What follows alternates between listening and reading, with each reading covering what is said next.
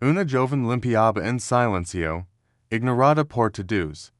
Hasta que el CEO descubrió su nombre en el teléfono de un bebé abandonado. Por que era ella el contacto de emergencia. Prepare para una historia que revelará el poder invisible de la bondad, y como un gesto pequeño puede cambiar vidas para siempre. No te pierdas esta emocionante historia. Suscribe al canal. Activa las notifications y del me gusta para más relatos que inspiran. El silencio de Sofía. Las luces fluorescentes del edificio corporativo Luxor se encendieron a las 4:30 a.m., proyectando sombras alargadas en el lobby vacío. Sofía Martínez ajustó las correas de su carrito de limpieza y se arropó mejor con el pañuelo alrededor del cuello. El aire fresco de diciembre en Miami se colaba por los rincones del imponente edificio de vidrio. Sus zapatos gastados, testigos de ecos de pasos silenciosos, no emiten ningún sonido al desplazarse por los pasillos de mármol. Era invisible aquí. Los ejecutivos con sus trajes a medida pasaban a su lado, sin mirarla. Sus conversaciones nunca se interrumpían. Los guardias de seguridad ascension cortesmente pero nunca preguntaban su nombre. Incluso la recepcionista, que sonreía a todos los empleados, solo le entregaba a Sofía su hoja de asignaciones diarias sin mediar palabra. No le molestaba. El silencio le resultaba familiar. Sofía había aprendido pronto que el mundo no se detenía para gente como ella. Inmigrante, pobre, invisible. Había salido de Honduras a los 18 huyendo de la violencia con solo una mochila y el último susurro de su madre. No digas que el mundo te enderezca.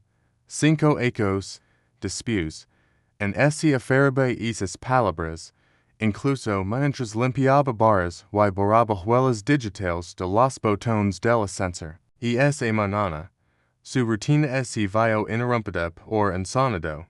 Un lento agudo y desesperado que provenía del babo de mujeres en el piso 24. Sofía se detuvo, con su mano enguantada suspendida sobre un bote de basura. El edificio debería estar vacío a esta hora. Empujó la puerta del babo lentamente. El lento cesó. Luego, como si sintiera su presencia, recomenzó, más suave ahora, frágil. En el cubículo más alejado, un bulto de mantas se movía sobre el piso de los sedes. A Sofía se le cortó la respiración. En bebé, no cualquier bebé, en recién nacido, su rostro enrollado y erguido, envuelto en una delgada manta de hospital. Un teléfono prepago barato estaba atado a su pequeña muñeca con una cinta para el pelo.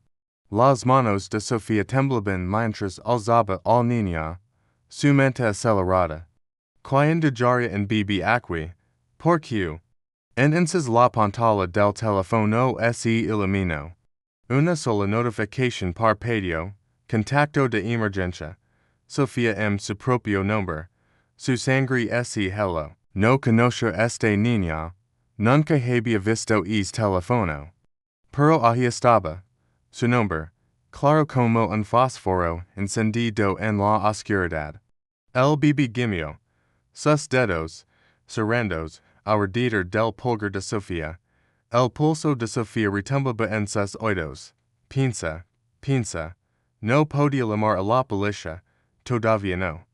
Y si la madre estaba en problemas, y si se escondía en algún lugar, asustada. Sofía había escuchado historias, mujeres obligadas a abandonar a sus bebés porque no tenían papeles, en hay dinero, en hay forma de mantenerlos a salvo. Un ruido fuera del babo la hizo paralizarse, pasos, extra por instinto. Con cuidado, acomoda al bebé en el bolsillo profundo de su sobretodo de limpieza, acolchando lo con un rolo de toallas de papel. El telefono lo desliz o dentro de su sasen, una evidencia que no podía permitirse perder. La puerta del babo se abrió de golpe. Todavía aquí. Miguel, el guardia de seguridad nocturno, frunció el seno al verla. Él has de su linterna recorrió los cubículos. Sofía forzó una sonrisa, agarrando el palo de la furgona como un ancla. Sí, solo estoy terminando. Miguel dudó. Por un segundo que le paró el corazón. Sofía pensó que había escuchado el suave rulo del bebé. Pero entonces sonó su radio. Y dio la vuelta. Acabas pronto. Verdad. El equipo de día liga en una hora. En cuanto la puerta se cerró tras él, Sofía exhaló. Pero el alivio fue breve, porque ahora tenía una decisión que tomar. De ir al bebé para que lo encontraran las autoridades. O salir con el escondido bajo su ropa, arriesgando lo todo. Y luego estaba la pregunta más grande, ¿por qué ella, en algún lugar del edificio, una cámara seguramente la había grabado entrando es babo? Alguien, eventualmente, vendría a buscarla.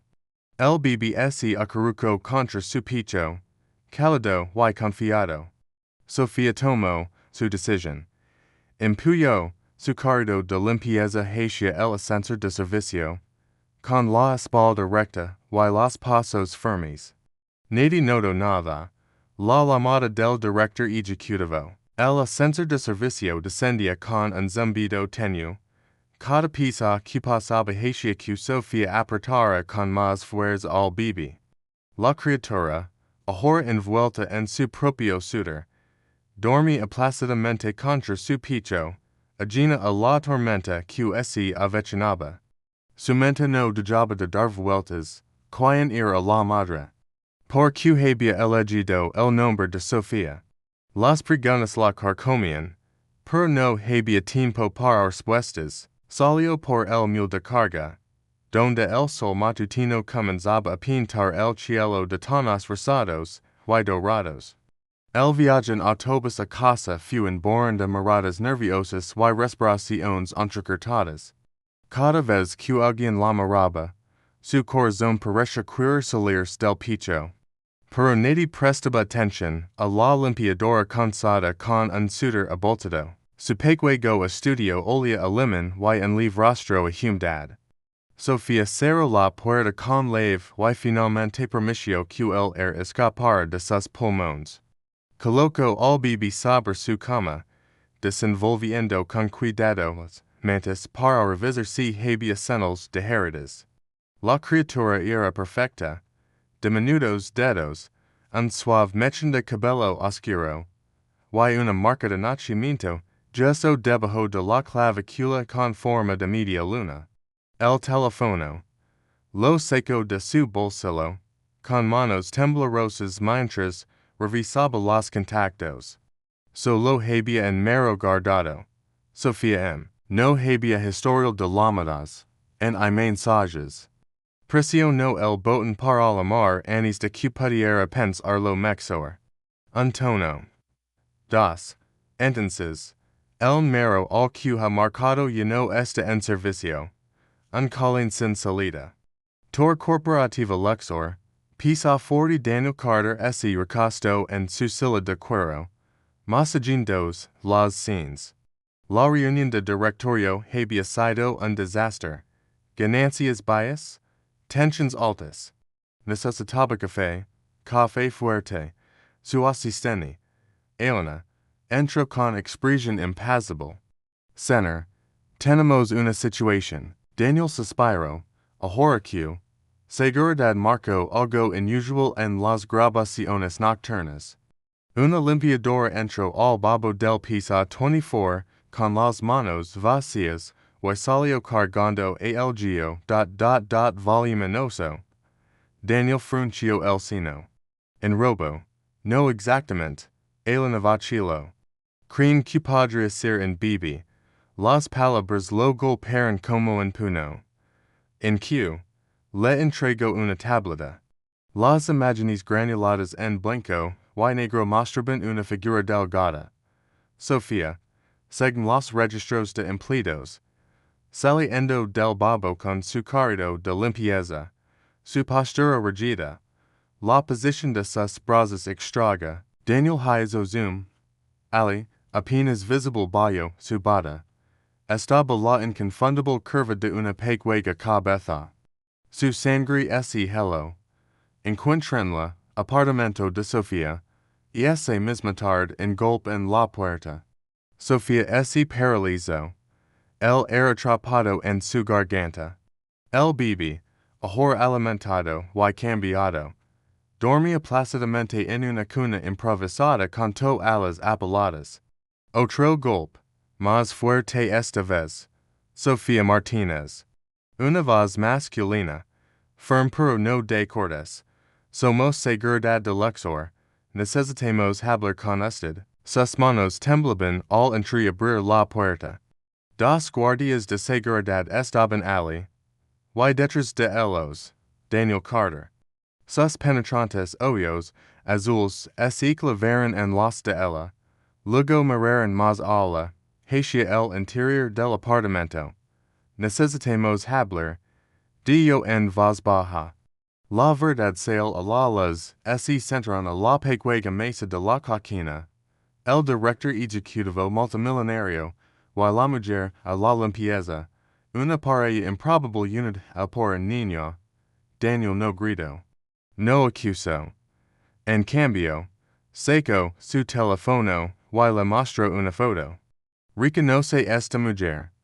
La respiración de Sofía se cortó. El rostro que la miraba le resultaba familiar. María, la joven trabajadora de la cafetería de Luxor, solo habían hablado una vez, meses atrás. Cuando María derramó café sobre sí misma y Sofía le entregó silenciosamente en uniforme de repuesto. Ella estaba embarazada. Susurró Sofía, Daniel asintió. Dio a luz a noche. Luego desapareció. Una pausa. Luego. ¿Por qué la puso a usted como contacto de emergencia? La garganta de Sofía se cerró. No lo sé. Quizás porque fue la única que la vio. Daniel la estudió por un largo momento. Luego hizo algo inesperado. Sacó una tarjeta de presentación y la deslizó sobre la mesa. La policía estará buscando al bebé. Dio. Pero si está dispuesta. Me gustaría ayudar. Sofía miró la tarjeta. Luego al niño dormido. Una decisión. Una oportunidad. Y por primera vez, un destello de esperanza, un nuevo comienzo. La lluvia cae sobre Miami, como un manto gris, golpeando las ventanas del apartamento de Sofía con una insistencia que parecía querer entrar. El bebé Luna, como había empezado a llamarlo por la marca de nacimiento en su piel dormía envuelto en una manta prestada, ajena al torbellino que su llegada había provocado. Daniel Carter no había dejado de mirar su reloj desde que llegó. Cada tic-tac sonaba como un recordatorio de que el tiempo se agotaba. La policía está investigando. Dio en voz baja. Los ojos fijos en la pequeña luna. Si no actuamos rápido. Si la lavaron hoy mismo. Sofía apretó los puños. No podemos permitirlo. Había pasado la noche revisando el teléfono del bebé. Buscando pistas. Alguna razón por la que María la había elegido ella. Hasta que, en una carpeta oculta, encontró algo. Fotos de María con un hombre ejecutivo de Luxor, según el distintivo en su solapa. Y detrás de ellos, en una de las imágenes, un letrero que decía Proyecto Cuna. ¿Qué es esto? Le mostró a Daniel. Sus dedos temblorosos sobre la pantalla. El rostro de Daniel palideció. Y eso es un programa confidencial. Para madres solteras empleadas en Luxor, una pausa. Pero fue cancelado 6 meses, El silencio que siguió fue más elocuente que cualquier palabra. Sofía lo entendió antes de que él lo dijera.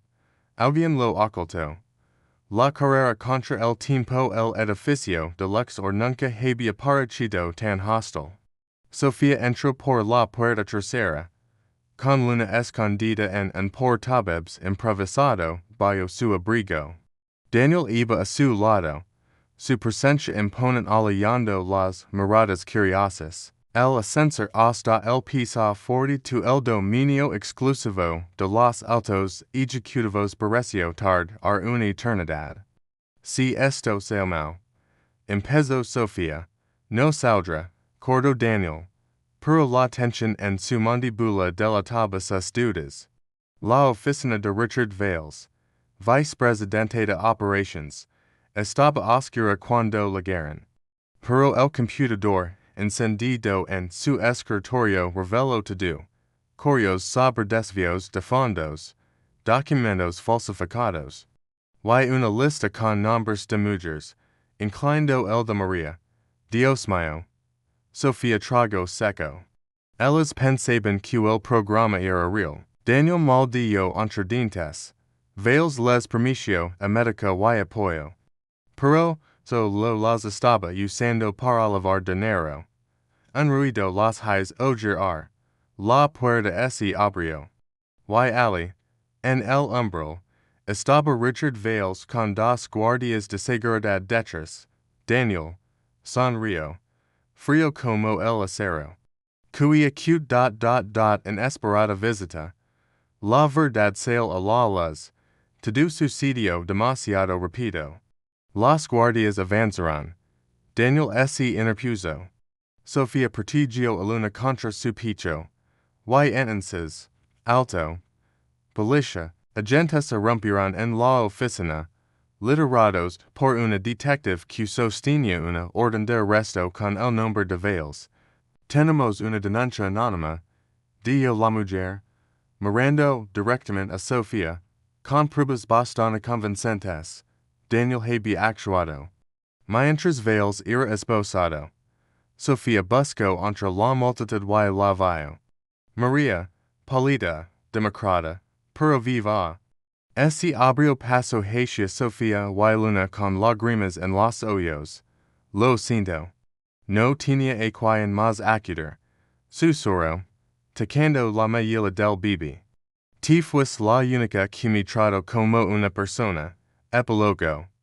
En mis despidos, el escándalo de Luxor ocupa los titulares por semanas. Vales fue arrestado.